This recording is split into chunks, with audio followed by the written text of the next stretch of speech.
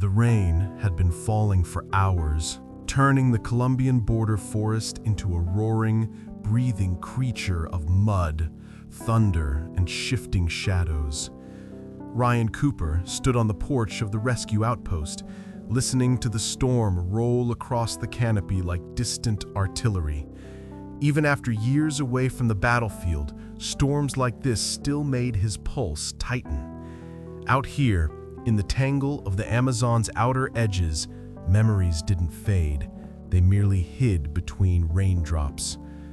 The radio crackled behind him, its static swallowed by thunder, until a faint voice finally broke through. "Ryan, do you copy? We're picking up distress calls. Some kind of big cat, maybe young. North quadrant. It sounds bad, real bad." Ryan turned sharply. Mateo's voice wasn't one to carry panic. He was a veteran ranger who'd spent decades reading the language of the jungle. If he said it sounded bad, it meant something out there was fighting for its last breath. Ryan grabbed the handset. "I hear it too. I'll gear up." There was a pause. Then Mateo replied, "Be careful, amigo. That area, hunters have been active again." Of course they were.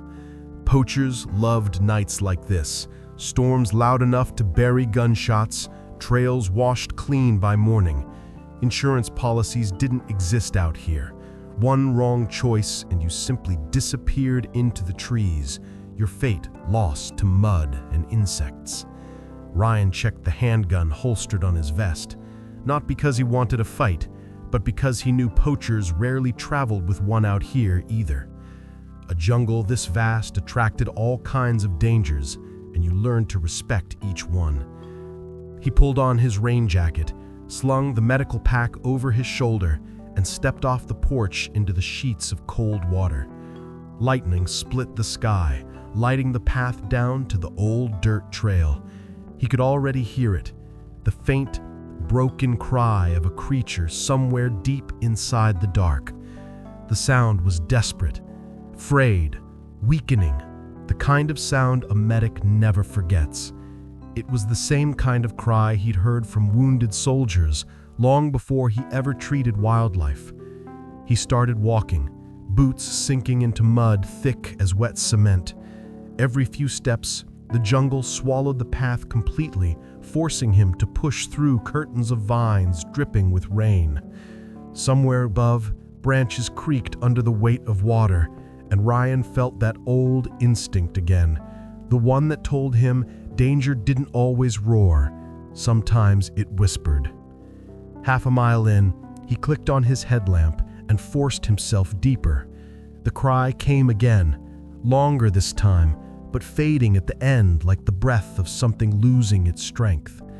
Ryan stopped, listening carefully, letting the storm dictate its rhythm while he picked up the thread of the sound. It was off to the west, close, but not close enough. He wiped water from his face and murmured, "Hang on, kid, I'm coming." For a moment he paused, just long enough to steady his breathing. Nights like this were why he'd taken the job. Not the paycheck, not the isolation, but the chance to make a difference where it still mattered. If you ever wanted proof that life insurance wasn't the only safety net people needed, this was it. Sometimes all a living creature had was the hope that someone out there would answer their call. Thunder rolled again, shaking leaves loose from the canopy. Ryan pushed forward, feeling the jungle swallowing him whole. The mud sucked at his boots, the wind tore at his jacket, and the smell of wet earth filled his lungs. But every few minutes, that same fragile cry would cut through the storm like a plea meant only for him. He tightened the grip on the medical kit, making sure it didn't slip. Inside were the tools that had saved men in Afghanistan, farmers mauled by jaguars, and even a 200-pound tapir that once tried to bite his arm off during a procedure. He had no idea what he was walking into tonight, only that something out there was dying, and he refused to let the jungle make the final decision. A flash of lightning illuminated the trees long enough for Ryan to spot movement, a quick, dark flicker low to the ground. Not the panther. Too small. A capybara? A fox? Hard to tell. But it wasn't running from him. It was running from something deeper in the forest, something dangerous enough to scare even the most fearless creatures of the night. The cry came again, sharper now, like a knife scraping along the edge of his nerves. Ryan whispered, "That's close, real close." Another crack of thunder rattled the ground beneath him. Rain hammered the hood of his jacket, and the wind seemed to push him forward rather than hold him back. For a man alone in the storm, he felt strangely certain, like he was being guided, as if the forest itself wanted him to find whatever was calling out. He stepped over a fallen branch, then paused, glancing back toward the outpost. It was nothing more than a dim light buried behind a wall of rain. Most people would have turned around, waited for daylight, put safety first. But Ryan wasn't most people, and somewhere deep inside, he knew this wasn't just another rescue. Something about this call felt different, personal, almost fated. The storm roared, and he tightened the strap across his chest as he continued deeper.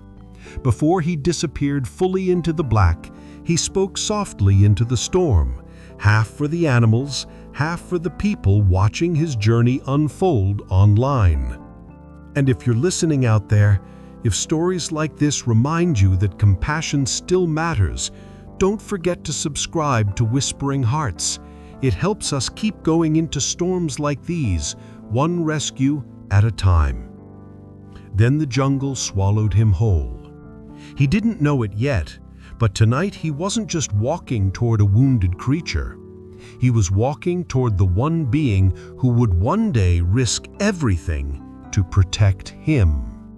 Ryan pushed deeper into the forest, every step sinking into mud that grabbed at his boots like a living thing, trying to pull him under.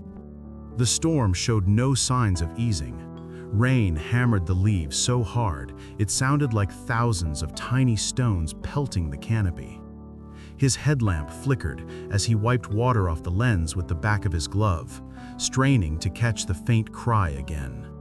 Somewhere ahead, hidden behind layers of vines and branches, something was fighting for its last breath, and he could feel it slipping. The radio crackled at his side. "Ryan, I'm close. 10 minutes, Mateo said, breathless. The sound came from the ridge. "Stay put if you reach it first." But Ryan wasn't slowing down. That cry, thin, ragged, cut through even the hardest rain. It wasn't the roar of an adult predator. It was younger, sharper at the edges, with a tremble only animals in agony produced. He knew the tone: pain, fear, and resignation. When the forest finally thinned enough to expose a slope, Ryan spotted the ridge Mateo mentioned. A cascade of rainwater poured down it like a silver sheet, and the path was barely visible beneath the mud wash. He planted his boot into a root for balance, leaned forward, and climbed. His lungs burned from the humidity. The air was thick and heavy, refusing to move. Halfway up, the cry came again, closer, clearer, and abruptly cut off. Ryan froze. He knew that sound, the end of a call. Something was giving up. He scrambled the rest of the way, no longer caring about stealth, slipping twice and catching himself with his elbows. When he reached the top, the forest opened into a small clearing, sheltered by a fallen ceiba tree, its enormous roots jutting out like the ribs of some ancient beast. Lightning split the sky. For a fraction of a second, the whole clearing lit up, and Ryan saw it. A young black panther, hardly more than a cub, lay half buried in mud and leaves. A snare made of twisted steel wire dug deep into its flank, biting so far into the flesh that bone glimmered beneath torn skin.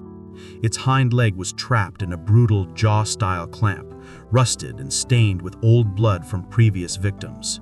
The cub tried to lift its head, but collapsed back into the mud with a soft, broken whine. Ryan's breath hitched. "Oh God. Kid, what did they do to you?" The rain washed blood off the cub's fur in dark streaks, revealing the sheen of its black coat beneath. Its ribs rose and fell in tiny, shallow tremors. Every exhale was a fight it was losing. Branches snapped behind him. Ryan spun around, hand on his sidearm, but it was only Mateo, soaked and panting, eyes wide of horror as he took in the scene. Madre de Dios, they've started using reinforced snares. Only the cartel hunters use those. Ryan's jaw clenched. Reinforced snares meant one thing: poachers powerful enough to arm themselves like soldiers. The kind that didn't hesitate to shoot rangers. The kind that didn't leave survivors. Mateo scanned the ground, expression tightening. Tracks are fresh, very fresh. They might still be in the area. A cold shiver crawled across Ryan's spine. If hunters returned, the two of them would be silhouetted in the lightning. Easy targets on high ground. But leaving wasn't an option. Not while the cub was still breathing. He knelt beside it, ignoring the sting of rain against his neck. "Easy, easy now," he whispered. The cub's eyes fluttered open. Gold irises clouded with pain. For a second, they locked onto his. Raw fear flickered there. But also something else. Something Ryan didn't expect. Recognition.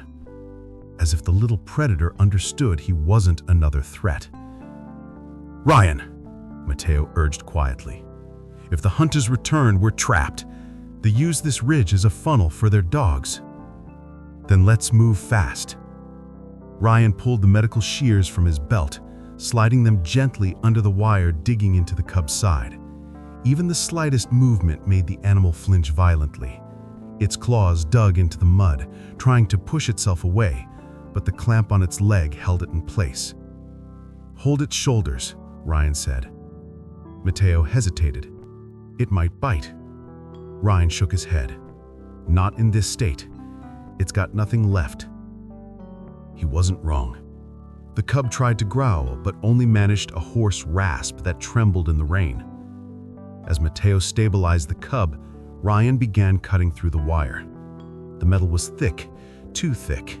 It bent the shears. He cursed under his breath and switched to the small multi-tool knife. Lightning illuminated their struggle, each flash casting stark shadows across the cub's trembling body. When the wire snapped free at last, blood immediately welled up. Ryan moved quickly to the leg trap. Rusted metal claws had bitten deep into the cub's flesh, nearly crushing the bone entirely.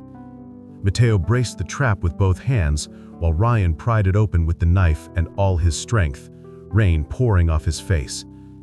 The cub let out a sudden cry, a sharp, agonized sound that sliced the air like a blade. Then it went limp. "No, no, no," Ryan muttered.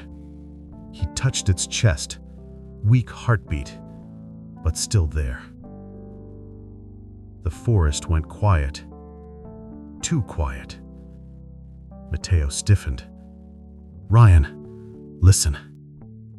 Even through the storm, footsteps. Slow.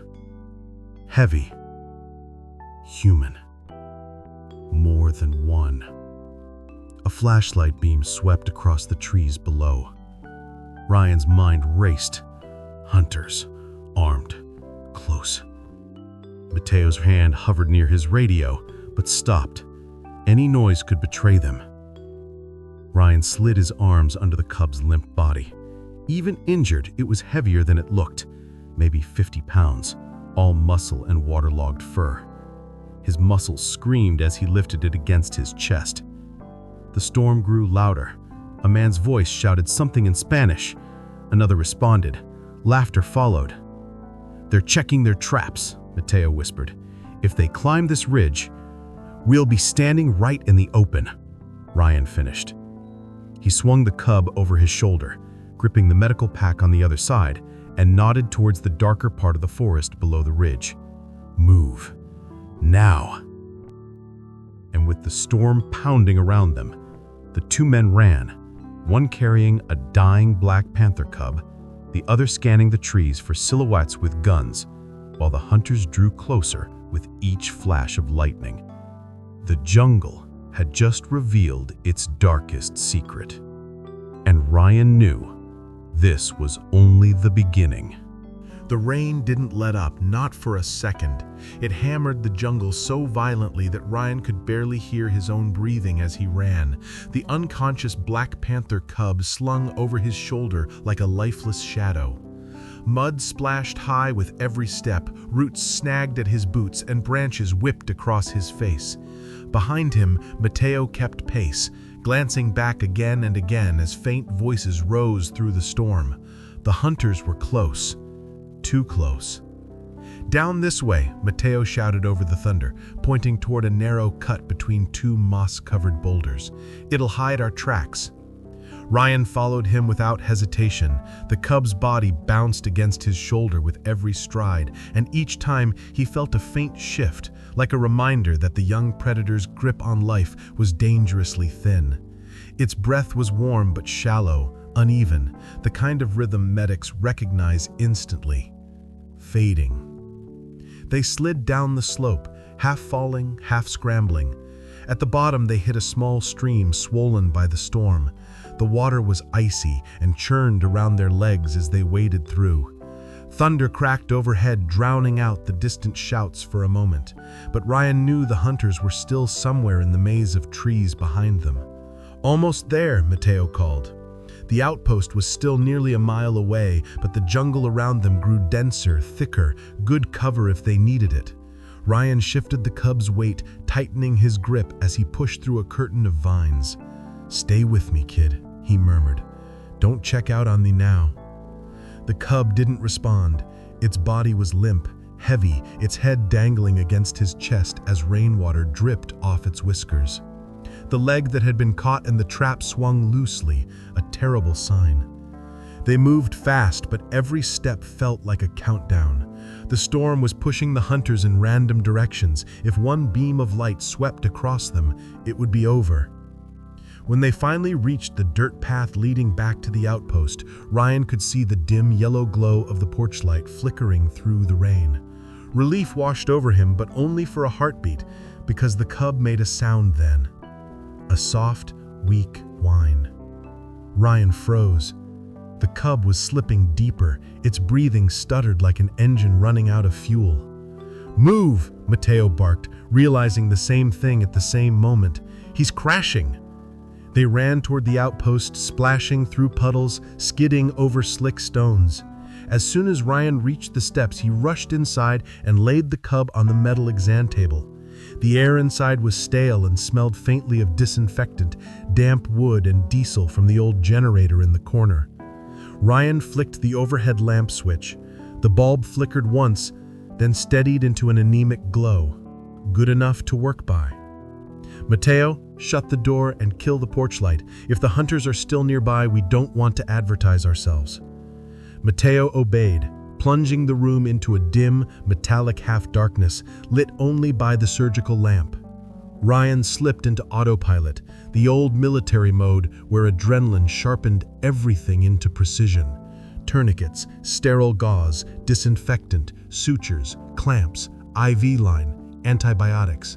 His hands moved with muscle memory honed through years of patching up injured soldiers under worse conditions than this. He knelt beside the table and assessed the damage. The snare wound was deep, far deeper than he'd realized in the rain.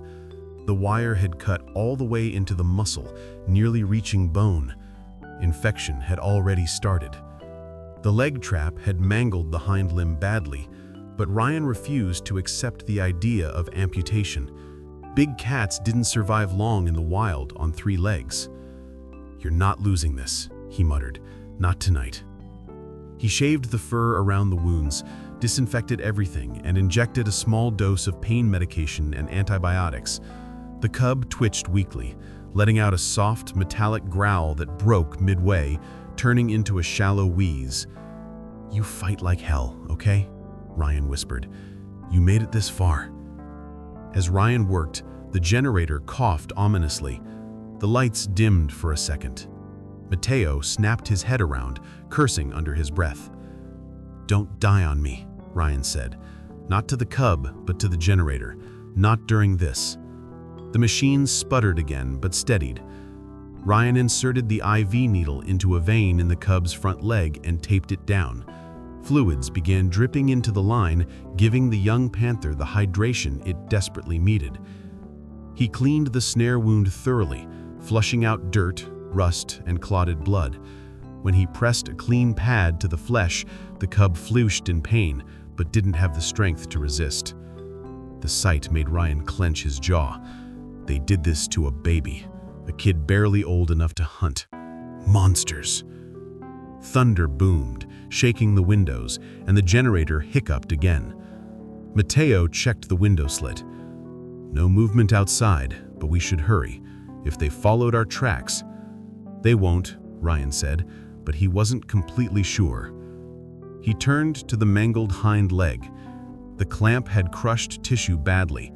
He sterilized the area, cleaned the deep cuts, and used a pair of forceps to remove splinters of rusted metal embedded in the flesh.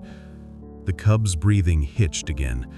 Its heart rate monitor, barely functional, gave a slow, inconsistent beep. "Stay with me," Ryan said through his teeth. "Don't you dare give up now." He stitched layer by layer, deep muscle, connective tissue, outer flesh. Slow, steady, careful. He wrapped the wound in clean bandages and checked the cub's breathing again. Still shallow, still fragile, but there. Mateo approached quietly. "Is he going to make it?" Ryan exhaled shakily. "If he gets through the night, maybe, but he's hanging on by a thread." The room fell silent, except for the storm outside and the slow drip of the IV line. The cub lay limp, chest rising only slightly with each breath. Ryan placed one hand gently on its ribs. "Hey," he whispered, voice rough. "Don't quit on me. I didn't carry you through that jungle for nothing." For a moment, he thought the cub was gone. Then, barely perceptible, the creature inhaled, a little deeper than before. Ryan allowed himself a thin breath of relief. "Good. That's good. Keep doing that." He covered the cub with a blanket to keep its temperature stable.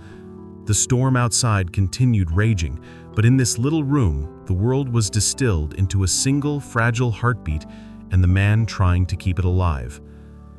Mateo sank into a chair. "We'll keep watching shifts." Ryan shook his head. "I'm not sleeping." "You won't last if you stay awake all night." Ryan didn't look away from the cub. Neither will he. And so he stayed, hand resting on the young panther's side, eyes fixed on the rise and fall of its breath while the storm battered the jungle. It was the longest night of Ryan Cooper's life, but it was also the night he unknowingly saved the creature that would one day save him right back. The storm finally eased just before dawn, but inside the outpost, the air felt heavier than the rainforest outside. The generator hummed in a shaky rhythm, casting a weak yellow glow across the metal table where the young black panther lay motionless beneath the blanket Ryan had wrapped around him. Hours had passed since the emergency surgery. Hours of waiting. Hours of watching the rise and fall of a chest that seemed too small, too fragile to win a fight this big. Ryan sat slumped in the wooden chair beside the table, elbows on his knees, eyes fixed on the cub's ribcage. He didn't dare blink for too long. Every shallow breath felt like a coin toss between life and death. His body ached from the rescue, the slips, the sprinting, the weight of the animal across his shoulder, but none of it mattered. He'd pushed through worse in Afghanistan. Pain was just an old acquaintance. What he couldn't push through was the feeling that this creature might slip away while he was sitting here, helpless. Mateo sat across the room with his rifle resting against his leg, keeping guard in case the hunters decided to approach the outpost.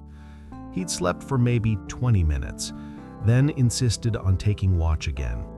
Now he rubbed his eyes and nodded toward the cub. "Any change?" Ryan shook his head. "Heart rate's still weak. Breathing's barely there." "He's a fighter," Mateo murmured. "You brought him home. That means something." Ryan didn't answer, not because he disagreed, but because he wasn't ready to believe it. Not yet. He adjusted the IV bag hanging from a metal hook above the table. The fluids were running low. He swapped in a new bag, disinfected the line, checked the tape on the cub's front leg. Everything he did gently. Every touch calculated so he wouldn't startle or stress the fragile animal. Even sedated and unconscious, a wild predator deserved respect. A sudden hitch in the cub's breathing made Ryan bolt upright. The chest rose sharply, too sharply, then fell back into the erratic rhythm. "Come on," he whispered. "Stay with me."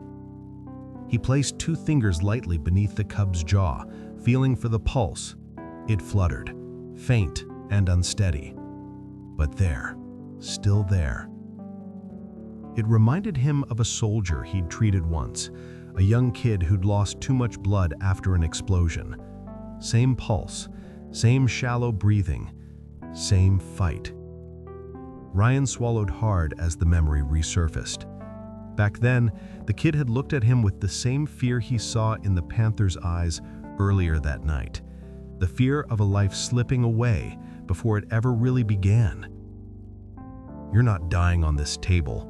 I won't let that happen." The cub didn't move, didn't twitch, didn't make a sound. The blanket rose and fell, barely noticeable.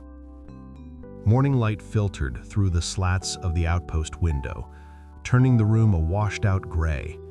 Outside, birds were beginning to stir, their calls echoing across the forest, a reminder that the jungle had no idea life or death was being negotiated inside this tiny wooden building. The hours crept forward. At some point, Mateo stepped outside to check the perimeter. When he returned, he spoke quietly, as if raising his voice might disrupt the thin thread holding the cub to life. "Tracks by the stream. Men. Maybe two of them." Ryan didn't look up from the cub. "Did they get close?" "No, they moved east." "Good." Silence returned. Thick, uncomfortable. The kind that made even breathing feel too loud. Then it happened. The cub's paw twitched beneath the blanket. A small movement. Tiny, but unmistakably alive. Ryan's breath caught. He leaned forward, eyes locked on the cub's leg. The paw flexed again. Slow, weak, but not involuntary. The kind of movement a living creature makes when the body begins to fight back. "Mateo," Ryan whispered. "Look." Mateo stepped closer, eyebrows lifting as he saw the movement. "That's a good sign, no?" "It means he's not slipping deeper. It means he's still trying." The cub's breathing sharpened, then shifting from a shallow flutter to something with a hint of rhythm. It wasn't strong, it wasn't steady, but it was better than before. Ryan allowed himself a single, shaky exhale, the first hint of hope since dragging the cub out of the snare. He placed a hand gently on the panther's ribs, feeling the warmth beneath the fur. "You're stubborn." "Good, I like stubborn." But the fight wasn't over.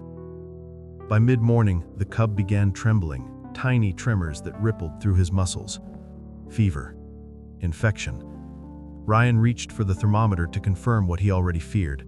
He soaked a towel in cool water and placed it on the cub's forehead, checking the IV line again, adjusting the dosage of antibiotics. "You want to live," Ryan whispered. "I can tell. Don't stop now." The cub whimpered then, a sound so soft and so fragile that it broke something inside him. It wasn't a growl, it wasn't even a cry. It was the sound of an animal too weak to do anything except acknowledge its pain. Hours slipped by.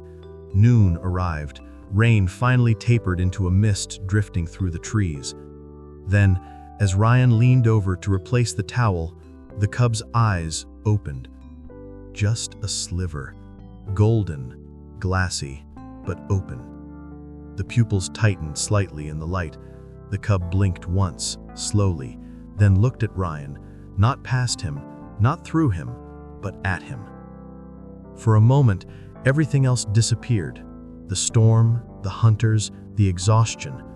There were only two survivors of two different wars looking at each other across a cold metal table.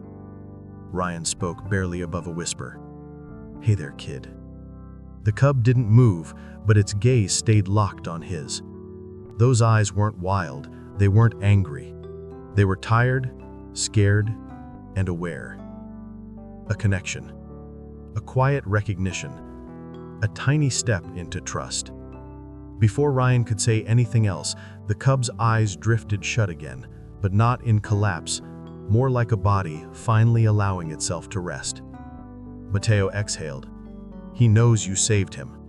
Ryan didn't answer. He didn't have to. That flicker in the cub's eyes had said everything. He pulled the blanket up, adjusted the heating pad below the table, and checked the breathing one more time. Stronger than before, still fragile, still in danger, but fighting. "We made it through the first 8 hours. Let's see if we can make it through the next 8. Outside, the jungle breathed with the rhythm of new daylight. Inside, a small heartbeat steadied itself slowly, stubbornly, and Ryan Cooper stayed right beside it, refusing to move. Because now, the battle belonged to both of them. The morning light crept slowly across the outpost, slipping through the wooden slats and settling over the metal exam table where the young panther lay resting. The storm had passed, leaving the rainforest washed clean, steaming with humidity. But inside, Ryan felt as if the world were holding its breath, waiting to see whether the fragile life he fought for would truly return. The cub hadn't made a sound in nearly an hour.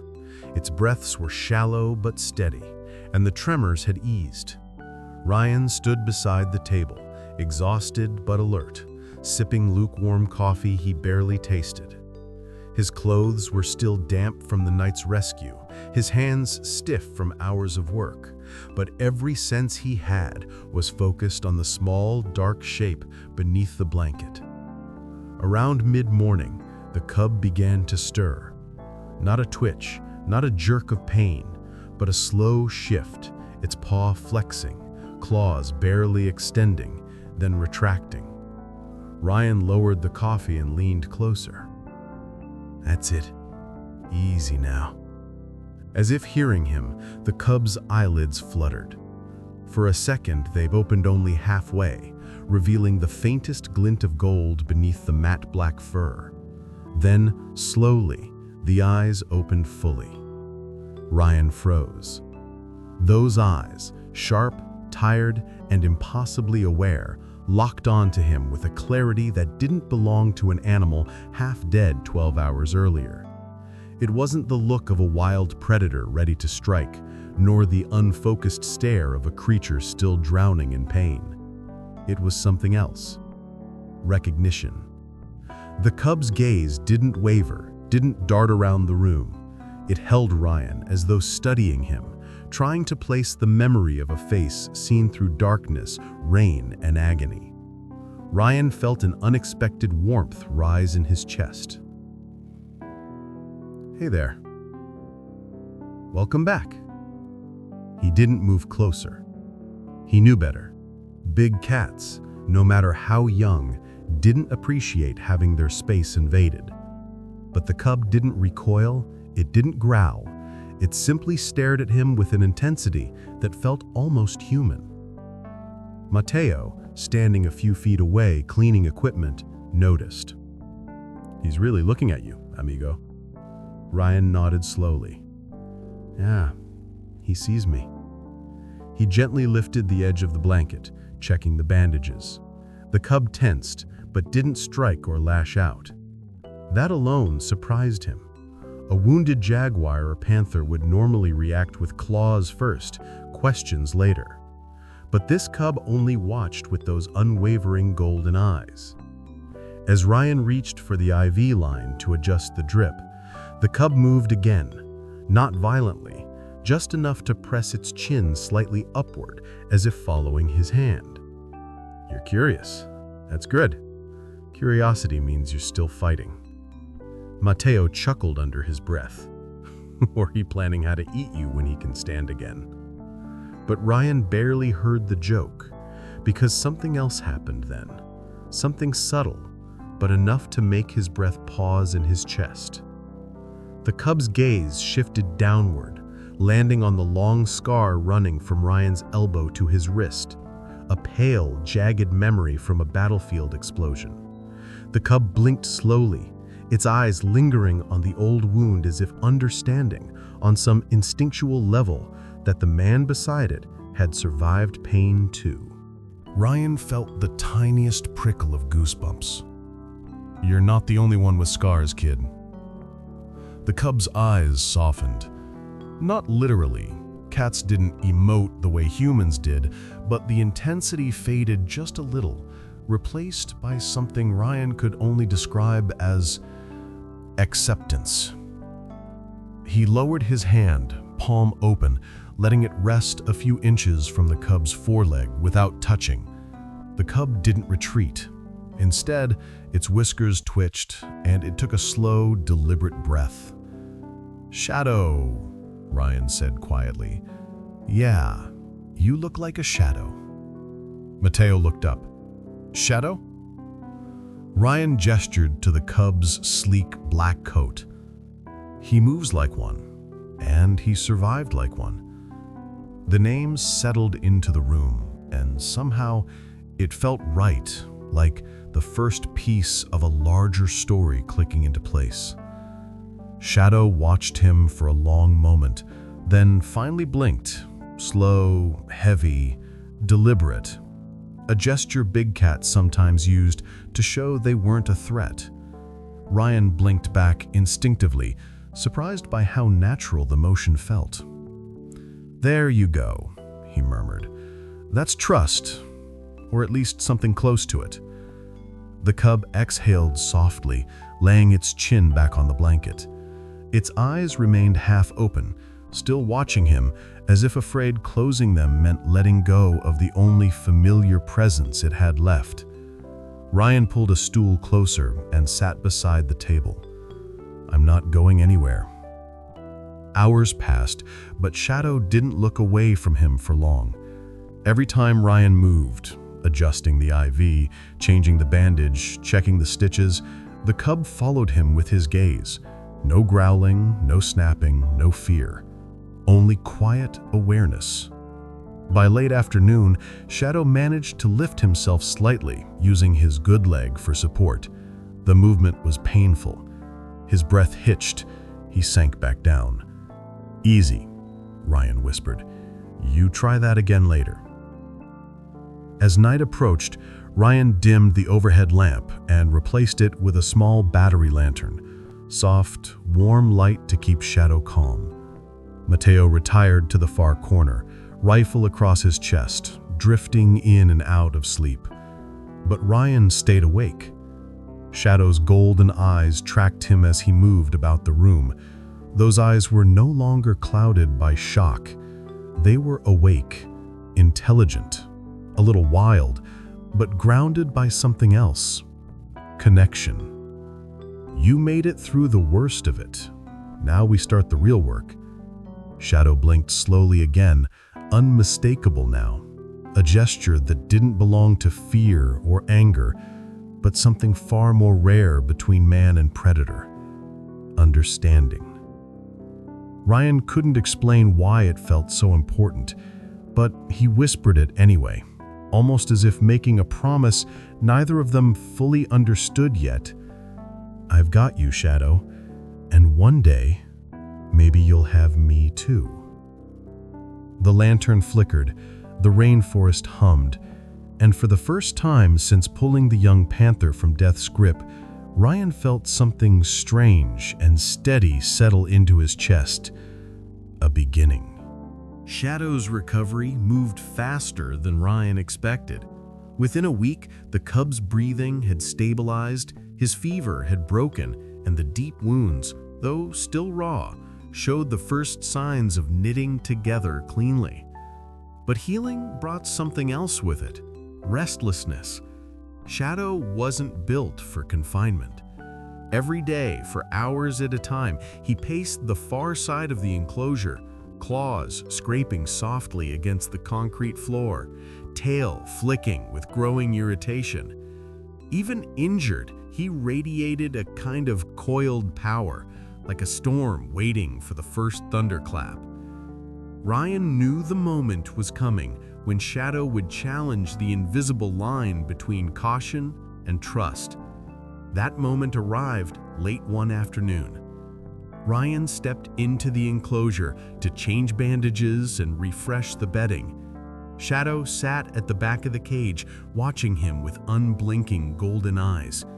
The young panther's muscles rippled beneath his dark coat as he shifted, subtle but unmistakably tense. "It's just you and me," Ryan murmured, keeping his movements slow and deliberate. "Same as yesterday, same as the day before." He crouched, setting the clean cloths on the ground. Shadow didn't move. He didn't snarl, but the air grew tight, like a rubber band pulled too far. Ryan kept talking, his voice low and steady, something he'd learned in combat when handling wounded, frightened soldiers. "You're getting stronger. I can see it. And that means you're starting to feel, well, like you again." The panther's ears twitched, tracking every shift of Ryan's weight. "I'm not here to make you feel trapped. I'm here because I want you to walk out of this jungle whole." He reached for the bandage on Shadow's side. The reaction was instant. Shadow lunged, not violently, not with intent to kill, but with the sudden force of a wild animal testing boundaries.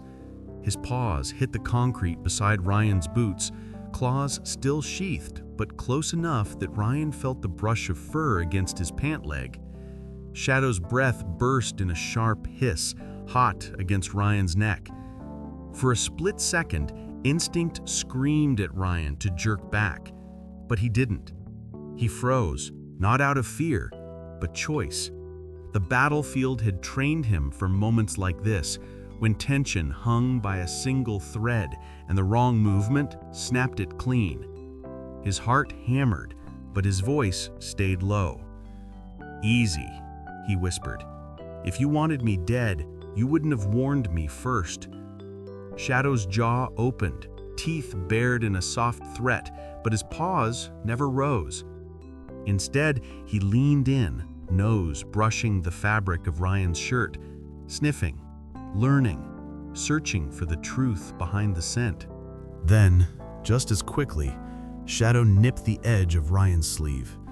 Not a bite, a tug, a message.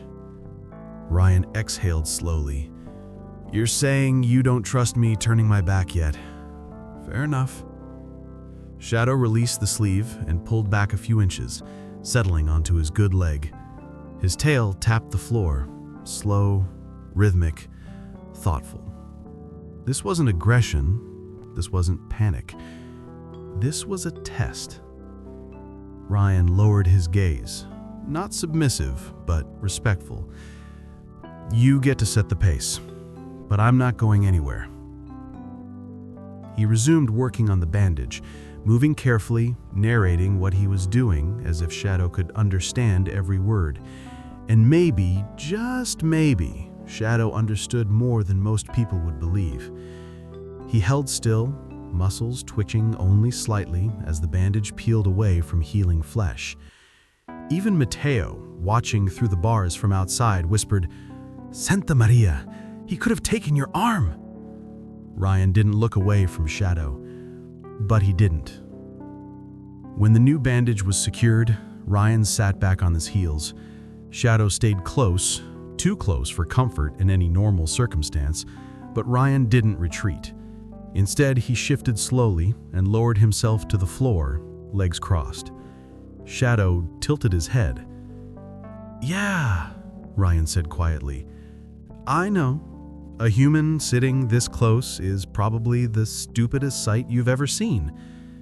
For the first time, Shadow made a sound that wasn't pain or warning. A low, curious rumble. Not a growl, not a purr. Something in between.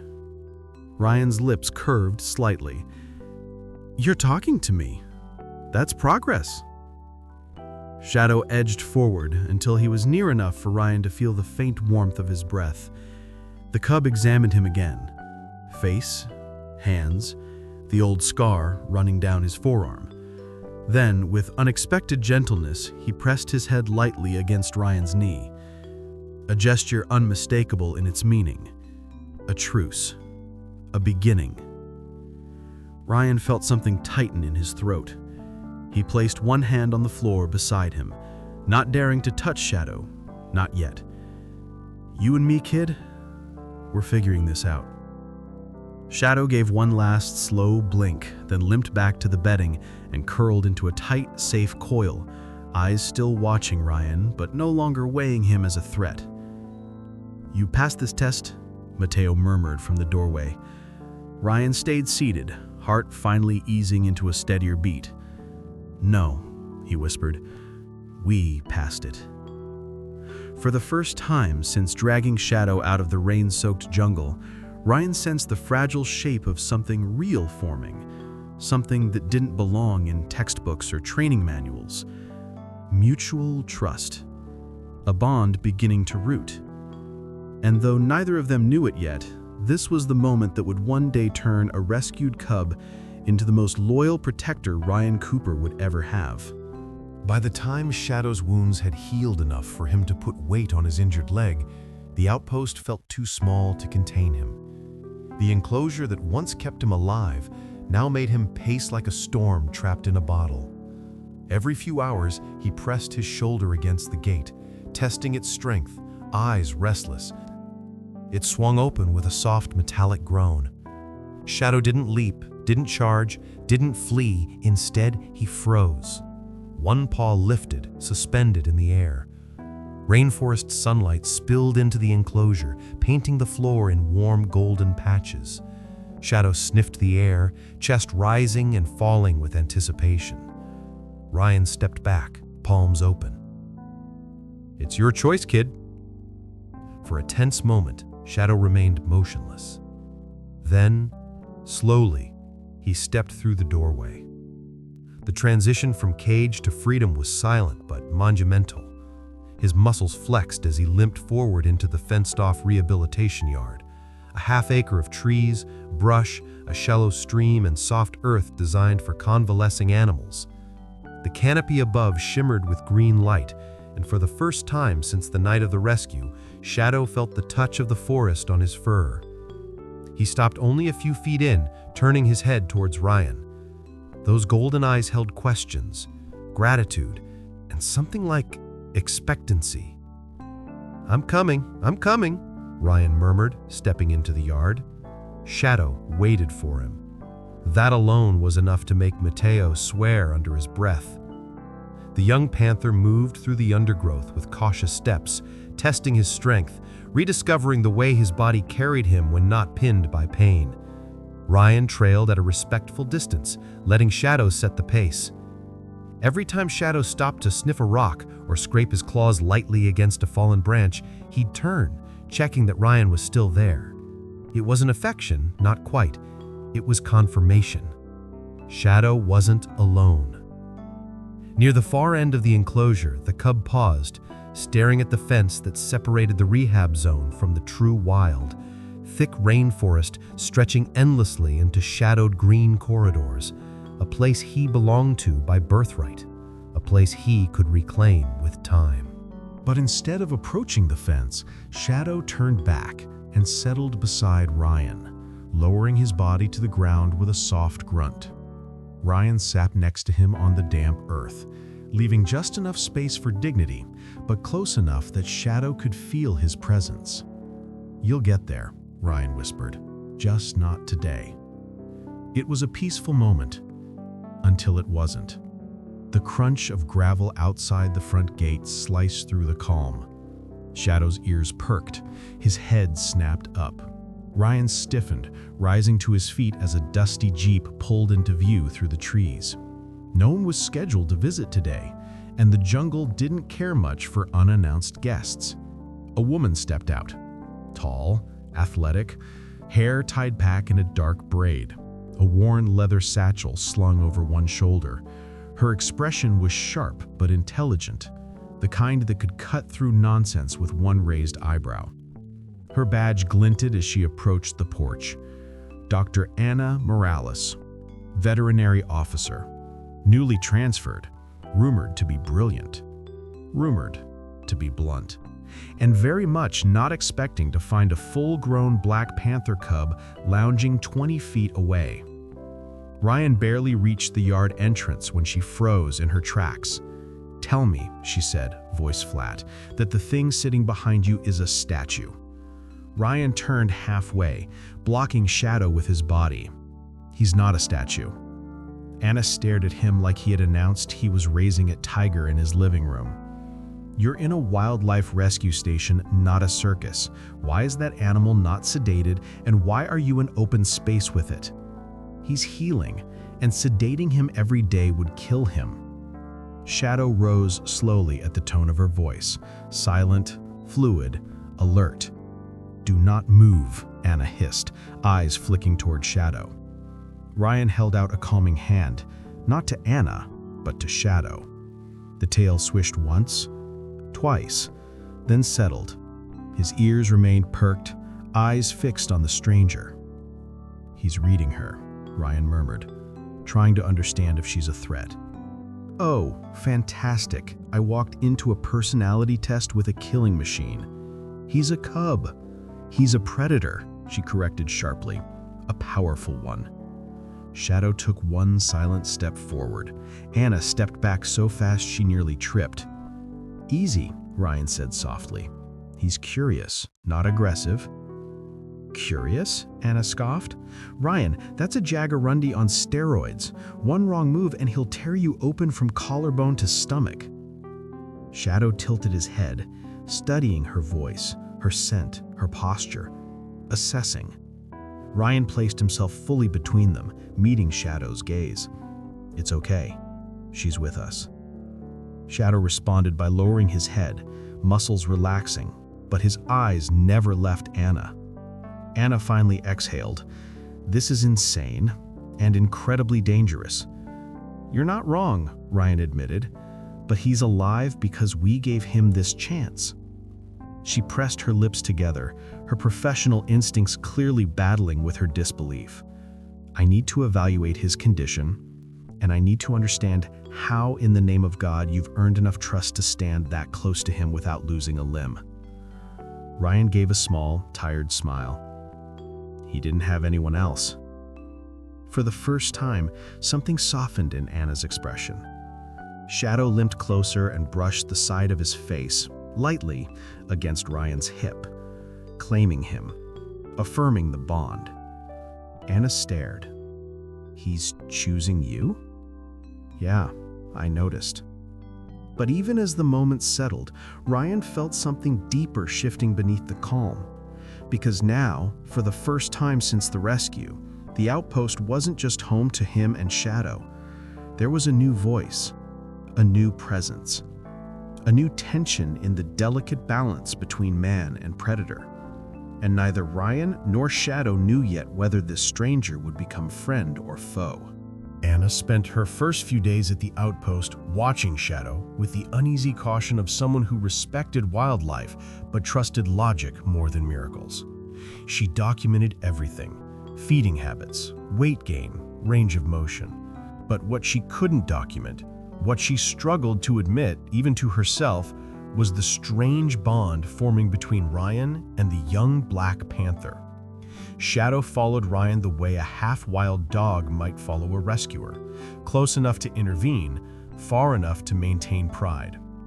Whenever Ryan walked the fenced rehab grounds, Shadow trailed a few paces behind, each step measured and quiet.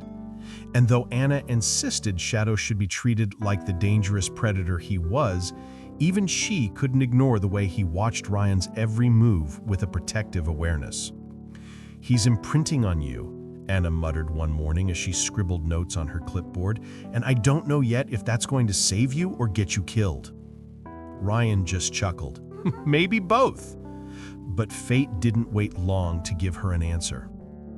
It started late one evening, just after sunset.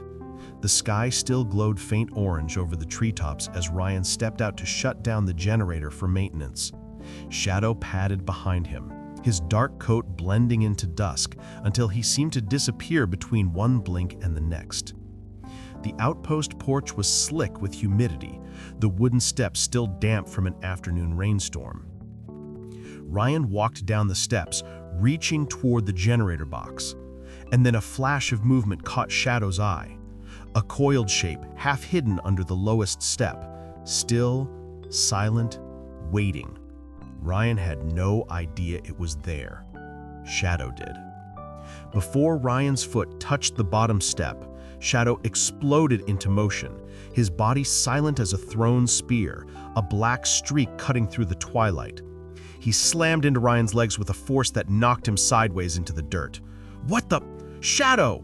Ryan gasped, instinctively bracing for claws or teeth. But Shadow wasn't attacking him. He was standing between Ryan and the step, body arched, teeth bared, a rumbling growl vibrating through the ground. Anna, hearing the commotion from inside, burst through the doorway.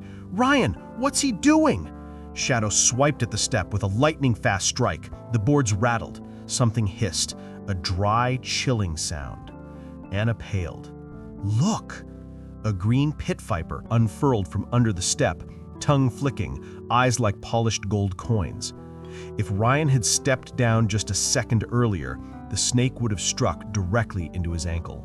Shadow lashed out again, this time snapping down so close the snake recoiled instantly and vanished into the underbrush. Ryan stared, breath lodged somewhere between his ribs and throat. Shadow turned back toward him, sides heaving, eyes wide and alert, checking him, confirming he was unharmed. Anna whispered, "He saved you." Shadow stepped closer to Ryan and pressed his forehead gently into his shoulder, a grounding gesture, a reassurance, a claim. It was the first moment Anna doubted her own rules. A week later, the second incident happened, more violent, more undeniable. Ryan, Anna, Mateo, and 2 local rangers were delivering medical supplies to a small community deep in the forest. The trail was narrow, flanked by tall grass and dense shrubs. With every step, Shadow moved near Ryan's side, ears pivoting constantly, reading the jungle like a living radar. Halfway to the village, the sound erupted from the bushes, a guttural snort, followed by thunderous hoofbeats. A wild boar, massive and territorial, burst from the undergrowth, charging with reckless force straight toward the group. "Back!" Mateo shouted, gripping his machete. But they didn't have time to react. Shadow launched himself forward, intercepting the boar with a ferocity none of them had ever seen. He struck the ground in front of it, letting out a roar that was half growl, half command. The boar skidded, confused, tusks tearing into the dirt. Shadow lunged again, close enough to make contact, but not tearing, not killing, just warning. The boar squealed, turned sharply, and bolted back into the jungle. Ryan let out a shaky breath. That thing would have gored somebody. Anna swallowed hard. It protected us. Again. Shadow paced back to Ryan's side and nudged his thigh.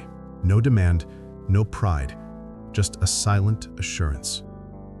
The rangers exchanged looks. Not fear, not awe, but something between. Respect. But the last incident erased any remaining doubts Anna had about Shadow's loyalty. It was near midnight when the gunshot echoed across the clearing. Ryan awoke with a start, heart pounding. Anna ran into the hallway at the same moment Mateo burst through the front door. "Someone's out there! Gunfire! Maybe poachers!" Before Ryan could react, Shadow, who had been resting inside the rehab yard, let out a roar so deep it shook dust from the rafters. He rammed the gate, forcing it open in a single determined shove, and sprinted toward Ryan's cabin. "Shadow, no!" Ryan shouted. But Shadow wasn't attacking. He barreled straight into Ryan, tackling him backwards just as a second rifle shot cracked through the air. The bullet splintered the wooden doorframe where Ryan had been standing just seconds earlier. Anna gasped, pressing herself against the wall. "They're shooting at the outpost!" Shadow stood over Ryan, body arched defensively, growling into the darkness. His tail lashed, his muscles rippled with tension. Another shot rang out, this one hitting the ground near the porch, scattering dirt. Shadow roared, a sound that made the forest fall dead silent. Then Mateo yelled from outside, "They're running! Shadow scared them off!" Ryan pushed himself upright, breath shaking. He stared at the young panther, Shadow, who now stood by the door, ears pinned, watching for more danger. No wild animal acted like this, not unless something deeper was at work. Anna stepped out slowly, her voice barely a whisper. "Ryan, he didn't defend territory. He didn't attack randomly. He protected you. All of us." Shadow walked back to Ryan and sat in front of him, postured tall and proud, eyes bright in the lantern light. Ryan placed a hand on Shadow's shoulder, not with fear, but with gratitude. "Guess I owe you my life 3 times over." Shadow blinked once, slowly, deliberately. Anna looked between them, shaking her head in disbelief. "You're right," she finally whispered. "He's not just recovering." Her eyes dropped to Shadow, then rose to meet Ryan's again. "He's becoming your bodyguard." The days after the shooting were tense, too tense. Even the rainforest felt different, quieter, watchful, as if the trees themselves sensed the shift in danger. Ryan kept the outpost's lights low, and Mateo doubled the night patrols. Shadow never strayed far from Ryan's side. At dusk, he prowled the edges of the rehab yard with a hunter's stillness.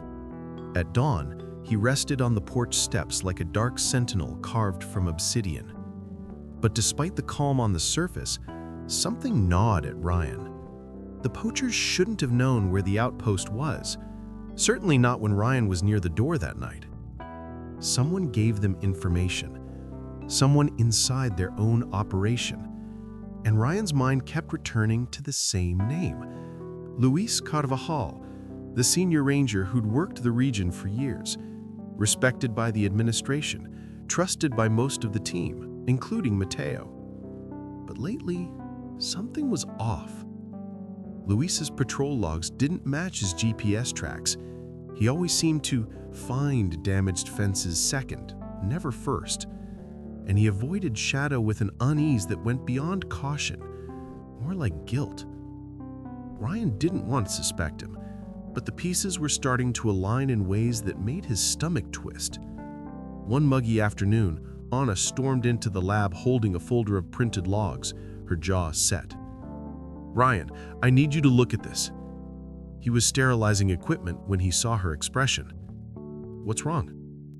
She spread the papers across the metal counter. "There's been another poacher camp sighted on the South Ridge, fresh, no more than a day old." "What does that have to do with us?" Anna tapped the corner of a page. "Look at who reported it. Luis. And look where he claims to have been right before he found it. Zone 4. I blinked. Zone 4 is 20 miles north. Exactly. She pointed to the satellite coordinates. But the camp he reported is south, so how did he know about it before anyone else? My pulse tightened. He scouted it before the report was filed. Or, Anna muttered, he met with them. Mateo walked in at that moment, wiping sweat from his forehead. What are you two whispering about? You look like you've seen a ghost. Anna crossed her arms. Ryan thinks there's an insider. Mateo stiffened. Who? But before Ryan could answer, the radio crackled sharply. A voice cut through the static, wary, breathless. "Unit 3 to base. We found another snare field. Same reinforced coils as last time." Ryan's stomach dropped. Shadow lifted his head outside on the porch, ears pricking at the tension. Anna grabbed the handset. "How many?" 10, maybe 12, all freshly set. 12? Mateo whispered. "That's not random poaching anymore. That's an operation." A pause on the radio. "And one more thing." "Go ahead," Anna said. "These snares, they form a half circle, facing the outpost." No one spoke for several seconds. A trap around them. Ryan stepped outside to breathe, Shadow rising to join him with soundless steps. The jungle felt wrong, too still, too alert, as if eyes were woven into the canopy. "Someone's marking our position," Ryan murmured. Shadow brushed against his hip, not affection, but warning. That night, Ryan, Anna, and Mateo met quietly inside the lab, while Shadow lay at the doorway, eyes glowing faintly in the lantern light. He didn't sleep. He was listening. Ryan lowered his voice. "We need proof before we accuse Luis." Anna nodded. "I know. That's why we're going to create a situation and see who reacts." Mateo frowned. "What kind of situation?" Ryan pushed a map forward on the table. "We'll fake a supply run tomorrow, a long one. Announce we're leaving the outpost unguarded for 8 hours." Anna added, "Only we won't leave. We'll watch. If someone contacts the poachers..." Mateo finished the thought, eyes widening. "We'll catch them in the act." Shadow rumbled softly. Approval or tension, hard to tell. The next morning played out exactly as planned. Ryan loaded gear noisily into the Jeep. Anna complained loudly about the long drive. Mateo radioed fake coordinates, and Luis, standing near the supply shed, nodded as though everything was routine. "Travel safety. Roads are rough today." Ryan forced a smile. "We'll be fine." But the Jeep never left the property. Instead, they hid it under a tarp behind the water tank and circled back to the observation shack down the slope, a tiny wooden structure with an old ranger scope mounted on a tripod. From there, they could see the outpost without being seen. An hour passed, 2, then 3. The forest was still, too still. Anna brushed sweat from her brow. Maybe we're wrong. But right then, Shadow, who had followed silently and now sat at Ryan's feet, suddenly stiffened. His body lowered into a crouch. His tail froze. A low growl rippled from his chest. Ryan whispered, "What do you hear?" A moment later, footsteps sounded on the trail. Luis emerged into view, moving slowly, glancing back over his shoulder. In his hand, he carried a radio different from the Ranger-issued models. A poacher's radio. Luis pressed the button on the side. "They left an hour ago. Outpost is clear." On his face drained of color. Mateo's jaw clenched. "That snake." Luis continued, "Yes, tonight, north side. We'll take the cat first." The cat. Shadow. Ryan's vision sharpened with a cold, protective fury. But before he could move, Luis turned sharply, as if sensing something, and the old boards of the observation shack creaked under Ryan's shifting weight. Shadow bolted first. He leapt through the doorframe, a silent streak of black fury descending the slope, faster than any human could follow. Lewis spun toward the sound, just as Shadow emerged from the foliage, eyes blazing gold. The corrupt ranger raised his gun. Too slow. Shadow collided with him in a blur of muscle and claws, knocking him flat into the dirt. The gun flew several feet away, skidding across dead leaves. Lewis screamed, arms shielding his face, as Shadow's teeth hovered inches from his throat. Not biting, not killing, holding. Ryan arrived seconds later, chest heaving, adrenaline pounding. "Shadow, back!" Shadow obeyed instantly, stepping away, but blocking Lewis's escape route with a low, warning growl. Mateo grabbed the fallen rifle, while Anna cuffed Lewis with shaking hands. "You betrayed your team, and you nearly got us killed." Lewis glared up through sweat and fear. "They offered more money than the government pays in a year. You think I'm the only one? You think anyone wants to risk their lives for scraps?" Ryan didn't respond. He didn't raise his voice. He simply stepped aside and let Shadow take one silent, deliberate step closer. Lewis went pale. You can't let that thing near me." Ryan's voice was calm, almost cold. "You put a bullet through my door, and you set traps meant to kill him." Shadow's growl deepened. Lewis finally broke. Fine, I'll talk." And he did. He confessed everything. The coordinates he leaked, the snares he helped set, the payments, the plans to capture Shadow and sell him to a private buyer. Anna's hands trembled as she recorded the confession. Mateo shook his head in disgust. But Ryan looked at Shadow, the young panther standing tall and silent in the darkening light, his dark coat rippling like the very shadow he was named for. "He knew," Ryan whispered. "Shadow knew before any of us." The cub stepped toward him and pressed his head lightly against his hip, a gesture of loyalty, of warning, of absolute trust. This wasn't just a rescued animal. This was a guardian, a protector, a bodyguard forged from the darkest night of the jungle. And the battles ahead would prove just how far Shadow was willing to go to defend the man who saved him. Word of Luis's betrayal spread through the Regional Wildlife Authority faster than wildfire in dry grass. By the next morning, 2 administrative officers arrived at the outpost. Stern faces, crisp uniforms, and clipboards filled with liability forms that always seemed more important to the government than living creatures. They spent hours inspecting the grounds, questioning Mateo, questioning Anna, and especially questioning Ryan. Shadow watched all of it from the rehab yard.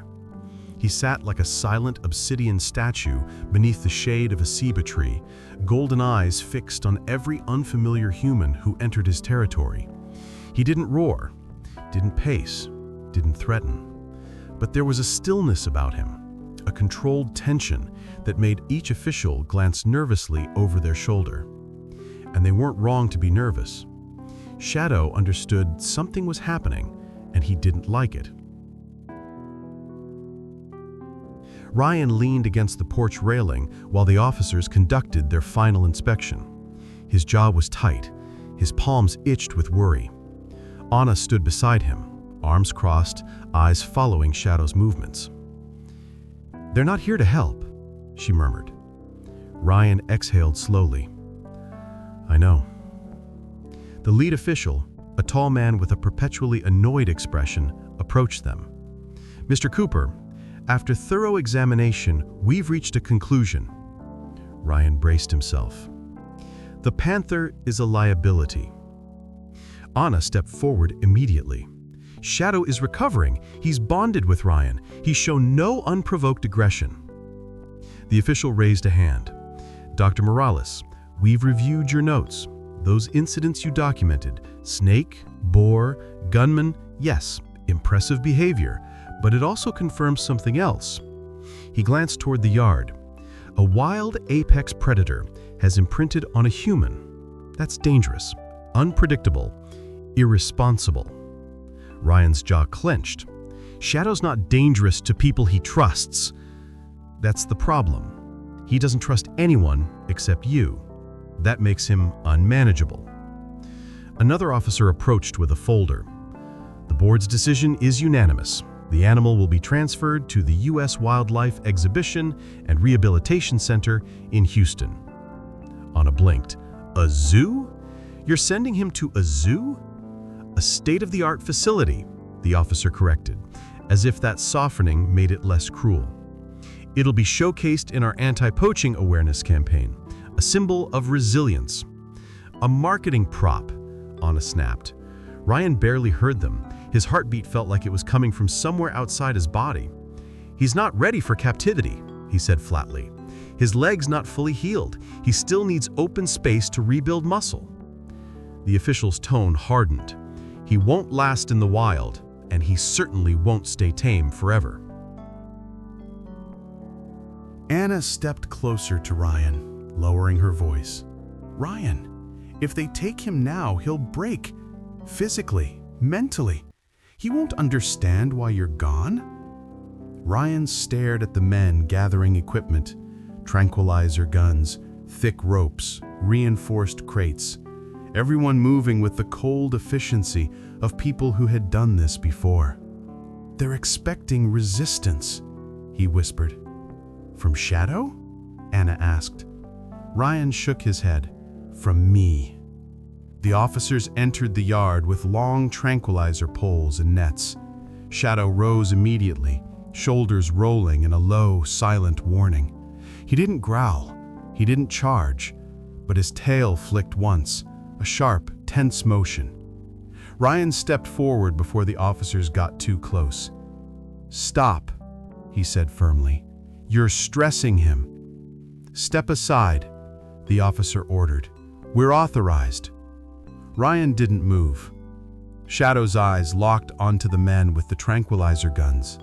He positioned himself halfway between them and Ryan, body angled, breath steady, head low. Protective, silent, ready. The officers hesitated.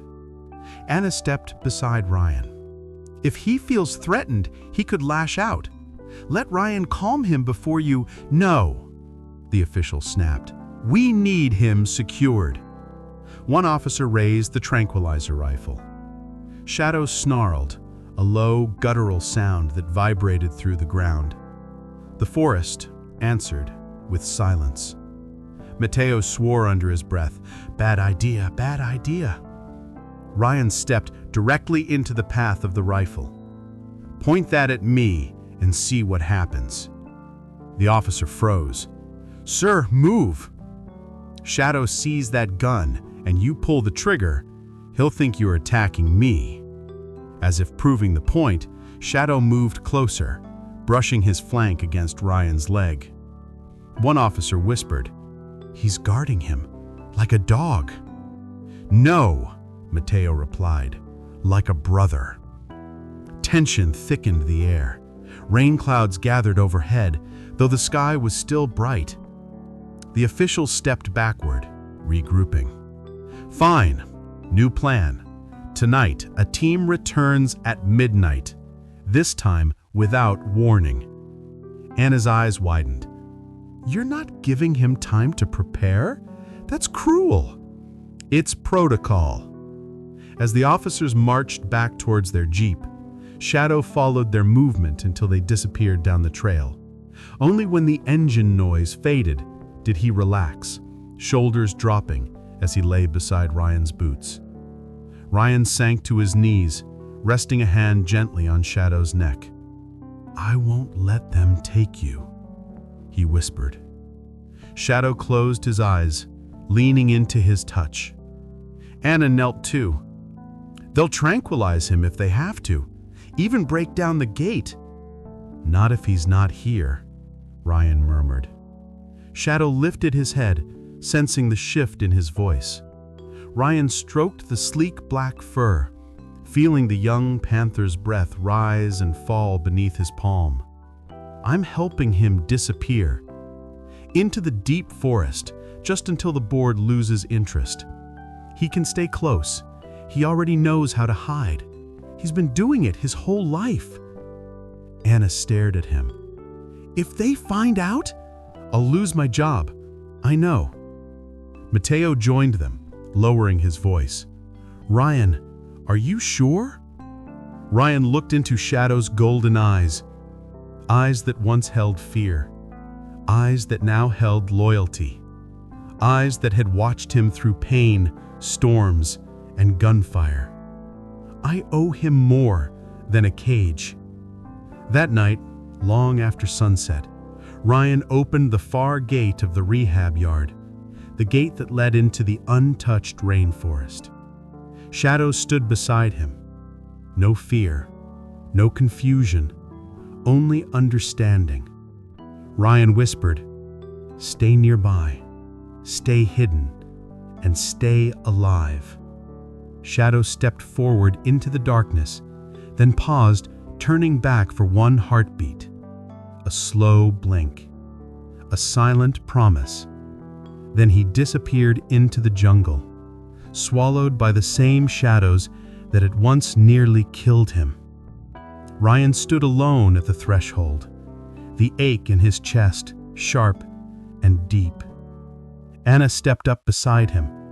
He'll stay close. Ryan nodded. I know. But he also knew something else. Once you break chains, even invisible ones, no creature ever forgets who held the key.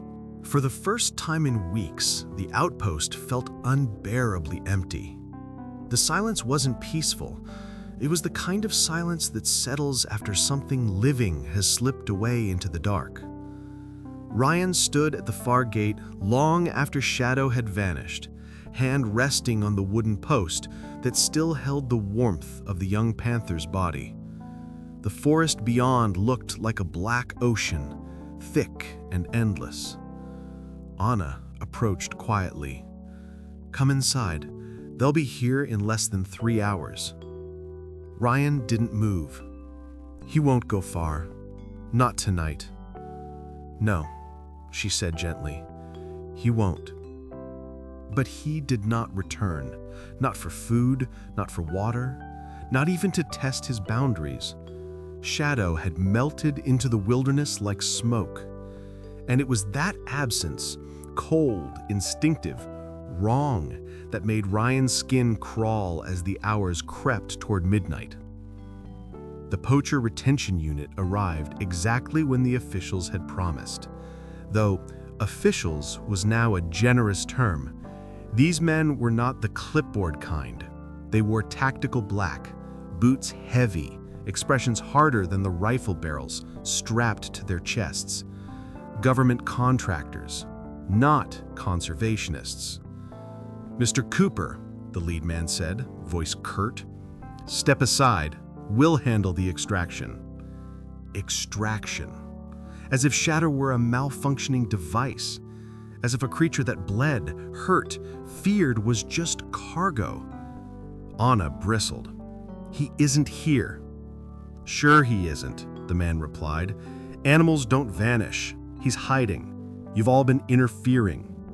Mateo shifted. We're telling you the truth. The man ignored him. We'll sweep the perimeter. Tranks ready. If visual is confirmed, immobilize on site. Ryan felt his chest tighten. You're not hunting him. We're retrieving property of the Wildlife Board. That word, property, hit Ryan like a blow. The search team fanned out, sweeping the yard with flashlights and rifles. The beams carved harsh white lines across the dirt, over the stream, along the outpost walls. Every crack of leaves made Ryan flinch, but the forest remained silent. Too silent. Anna leaned close. If Shadow senses them this close, he'll stay hidden. He's smart. Ryan nodded, but something about the air, the heaviness, the stillness, made his stomach twist. Then, from deep within the forest, a sound rolled through the trees. Not a roar, a warning. A low, vibrating call that belonged to a creature lying in the dark, muscles coiled, breath steady. Shadow. The team froze. "What the hell was that?" one of the men whispered. Another raised his rifle. "Large predator, 90 meters out." Ryan exhaled shakily. Shadow was there, watching, choosing not to flee, but not approaching either. The lead contractor grinned. "Good. He's closer than we thought." Ryan stepped in front of him before he could advance. "You storm that forest with rifles and tranquilizers, you'll start a fight you can't win. Move." "No." The man lifted his rifle, not at Ryan, but past him, toward the tree line.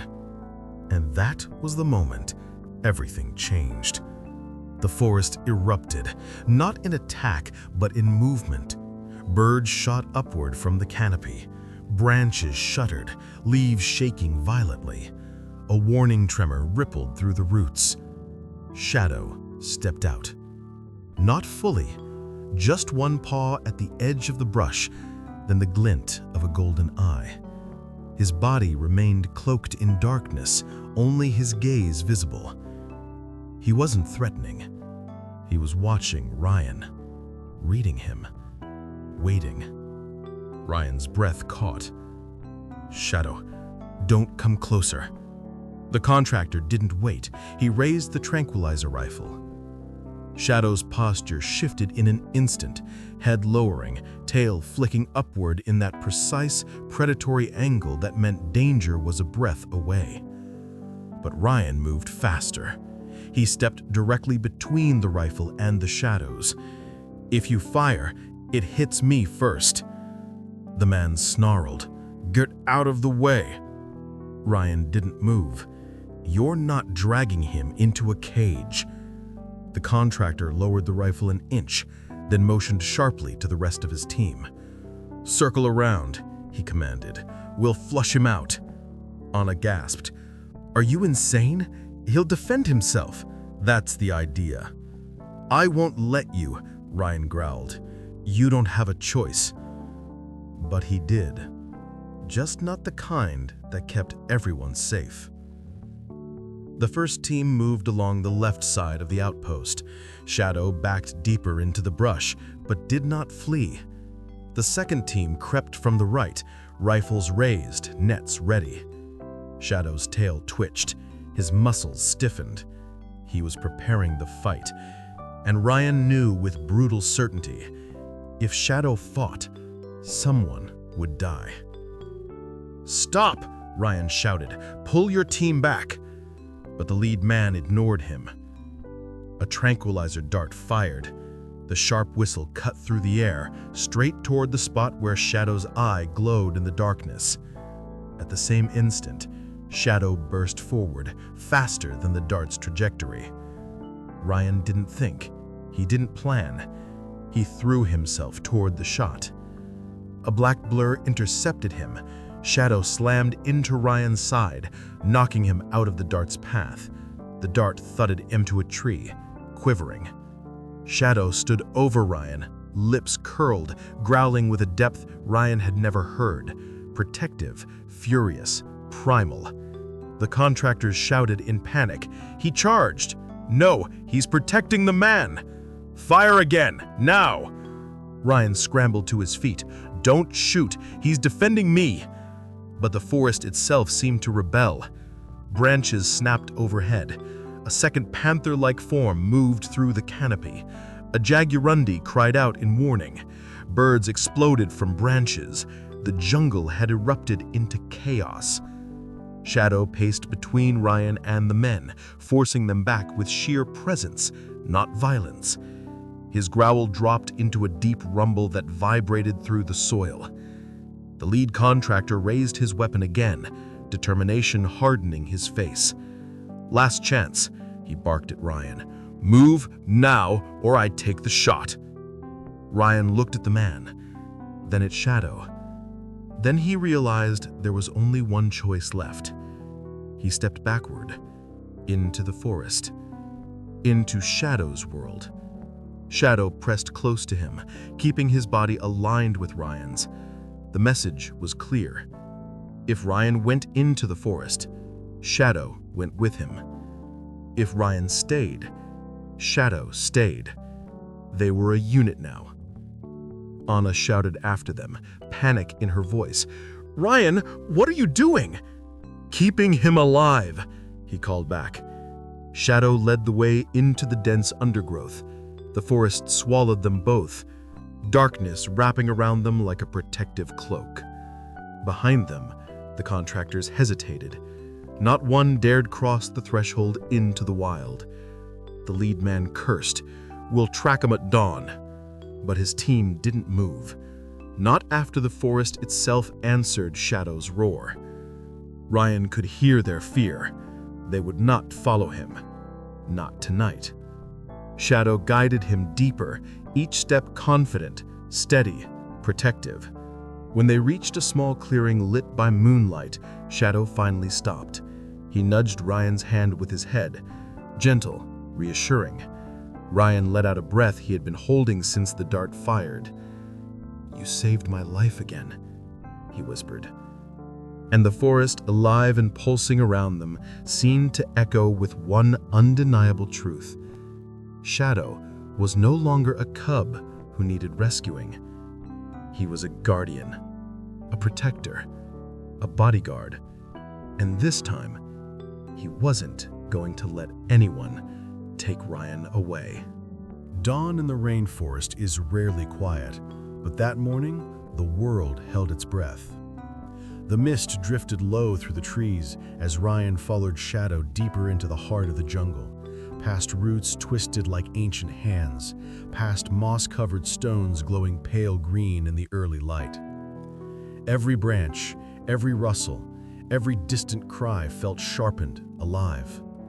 Shadow moved ahead of him with a slow, deliberate grace, glancing back every few steps to make sure Ryan followed.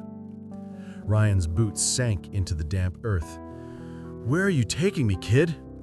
Shadow didn't answer, of course, but something in the set of his shoulders, steady, certain, told Ryan that the young panther had a destination in mind. The forest swallowed them, step by step, until the air was cool and dim beneath a towering canopy. Then, unexpectedly, Shadow stopped. A clearing opened before them, quiet as a chapel. A waterfall slid down mossy rock into a glassy pool. Not large, just enough to reflect the sky's first hint of gold. The air smelled of clean water and blooming orchids. A shelter, a sanctuary. Shadow padded to the edge of the pool and sat. He glanced at Ryan once more, as if saying, "Here, you are safe. Stay." Ryan sank onto a fallen log, exhaustion pulling at every muscle. His adrenaline had burned away, leaving something deeper behind. Fear, yes, but also awe. Shadow had not just led him away from danger, he had led him somewhere the world couldn't easily touch them. He scrubbed a hand over his face. "We can't stay here forever, you know." Shadow blinked slowly, a silent rebuttal. "Yeah, I figured you'd say that." The sun rose higher, morning birds calling from the canopy. And Ryan, sitting beside the creature he had once found dying in the dark, finally allowed himself a moment of peace.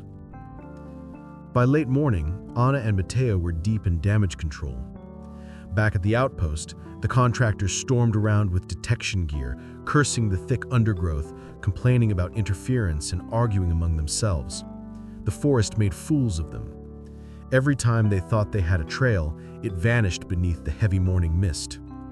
Anna paced near the porch steps, anger simmering behind her eyes. "They shouldn't even be out here. Shadow isn't government property." Mateo spat into the dirt. They came with the attitude of men who shoot first and apologize never. But just then, a radio crackled to life. A timid voice, a junior ranger. "You need to hear something. It's from the regional office." The lead contractor snatched the radio. "What now?" A pause. Static. Then, "The board has suspended all forced animal retrievals pending investigation into the Carvajal corruption case. The contractors froze. Anna's head snapped up. Suspended?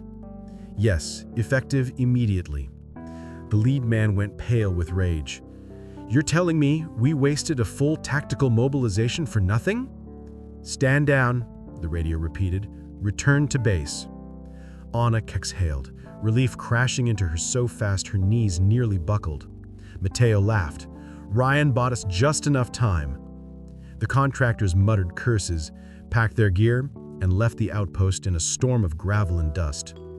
For the first time in days, the forest breathed again. Anna turned toward the jungle, whispering as if Shadow could hear her. Bring him back, Ryan. It wasn't until noon that Ryan finally stood from the log in the clearing. Shadow lifted his head, watching.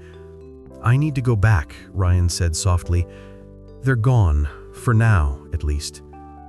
Shadow rose, muscles rippling beneath sleek black fur. You coming with me? Ryan asked. Shadow blinked, then walked ahead, and Ryan followed. Their journey back was different, slower, quieter, as if both understood that something had shifted forever between them. Not dependence, not fear, something deeper, forged in danger and darkness, a bond of choice. When the outpost's rooftop finally appeared between the trees, Ryan's heart eased. He stepped into the yard, boots crunching on gravel. Anna burst onto the porch. Ryan! He barely had time to open his arms before she crashed into him, shaking. I thought, you idiot, I thought they... I'm fine, he murmured. We both are. Shadow emerged behind him like a piece of night gliding into daylight. Anna exhaled when she saw him, relief and disbelief mixing in her expression. Matteo stepped outside, staring in awe. That cat, he's glued to you. Shadow sat beside Ryan, tail curling lightly around his boot. And then it happened. Shadow lifted his head and pressed it firmly into Ryan's hip, his signature gesture of loyalty, protection, and claim. Not frantic, not fearful, just sure. Anna whispered, He brought you home. Ryan smiled softly. Yeah, he did. For weeks afterward, Shadow didn't hide in the deep forest. Instead, he carved out a pattern of his own. At dawn, he disappeared into the trees, hunting, exploring, learning the wildness he was born into. But always, by late afternoon, he returned. Like clockwork. He'd appear at the edge of the clearing, silent as a ghost, then walk to the porch where Ryan sat writing reports, eating dinner, or simply watching the sun set over the canopy. Shadow would settle beside him, sometimes stretched out in the grass, other times sitting tall like a sentinel carved in jet-black stone. Visitors to the outpost were warned to move slowly, speak softly, and never approach Ryan too abruptly.